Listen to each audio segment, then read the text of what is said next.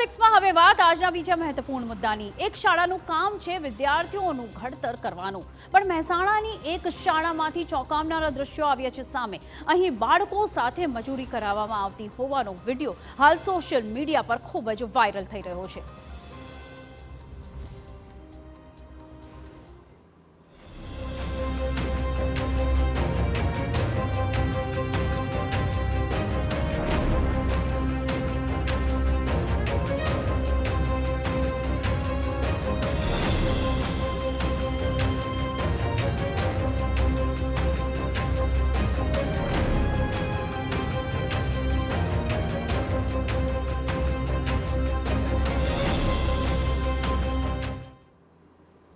TV screen પર દેખાતા આ તમામ દ્રશ્યો હાલ સોશિયલ મીડિયા પર ખૂબ જ વાયરલ થઈ રહ્યા છે।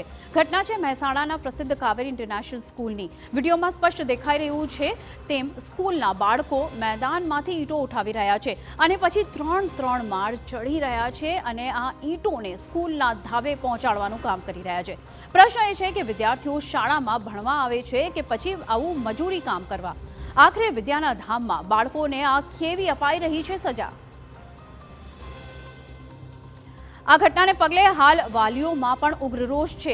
તો જ્યારે આ મુદ્દે TV9એ કાવેરી સ્કૂલના આચાર્ય સાથે વાત કરી ત્યારે તેમણે આ વિડીયો 1 વર્ષ જૂનો હોવાનો દાવો કર્યો। આ સમગ્ર ઘટના અંગે તેમનું શું કહેવું છે તે પણ જરા સાંભળો। આ વિડીયો લગભગ 1 વર્ષ જૂનો હશે। અત્યારે હાલ તો અમારી શાળામાં કોઈ કામ ચાલતું નથી। શાળાની અંદર અમારે એક સ્ટેજ બનાવવાનું હતું, એટલે સ્ટેજ અમે કોન્ટ્રાક્ટ ઉપર જ આપેલું હતું અને કોન્ટ્રાક્ટરને જ બધું કામ કરાવવાનું હતું।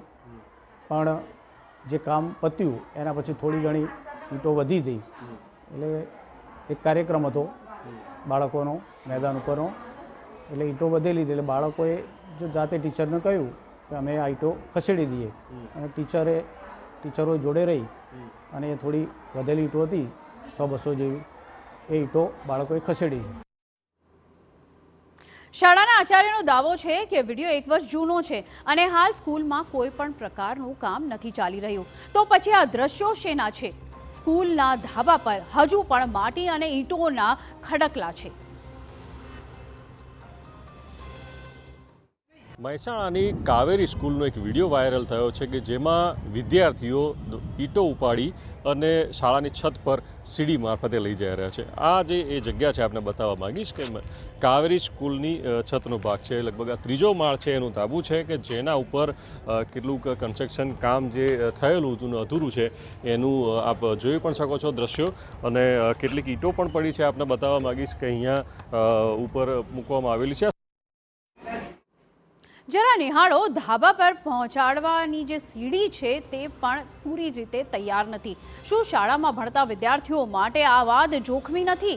તમે જરા વિચાર તો કરો કે આવા રસ્તે વિદ્યાર્થીઓએ ધાબા પર ઈંટો પહોંચાડી, જો કોઈ દુર્ઘટના ઘટી હોત તો જવાબદાર આખરે કોણ હોત? પ્રશ્ન એ છે કે આવી ઘોર બેદરકારીને સાંખી કેમ લેવાય? શું આ મુદ્દે તંત્ર દ્વારા કોઈ પગલાં લેવામાં આવશે કે નહીં? શાળાના પ્રિન્સિપલનું તો એક જ રટણ છે કે વિદ્યાર્થીઓએ સ્વેચ્છાએ જ આ કામ કર્યું હતું અને આ કામ કરાવનાર તેમજ વિડીયો બનાવનાર શિક્ષક અલ્કેશ પટેલ પણ હવે તો શાળામાં નથી। અલ્કેશ પટેલે આ વિડીયો વાયરલ કર્યો હોવાનો દાવો કરાઈ રહ્યો છે, પણ મૂળ મુદ્દો તો એ છે કે વિદ્યાના ધામમાં બાળકો સાથે આવું મજૂરી કામ કેવી રીતે કરાવી શકાય? શું આવી રીતે ભણશે ગુજરાત? હાલ તો આ મુદ્દો જિલ્લા શિક્ષણ અધિકારીએ તેના ધ્યાને આવ્યો છે અને તપાસના આદેશ આપવામાં આવ્યા છે। સોશિયલ મીડિયામાં વાયરલ થયેલા વિડીયો અમને મળતા જ તાત્કાલિક તાલુકા પ્રાથમિક શિક્ષણ અધિકારી અને મહેસાણા તાલુકાના બીટ નિરીક્ષકને આ મુદ્દે તપાસ સોંપીને તાત્કાલિક તપાસ અહેવાલ આપવા માટે જણાવેલ છે।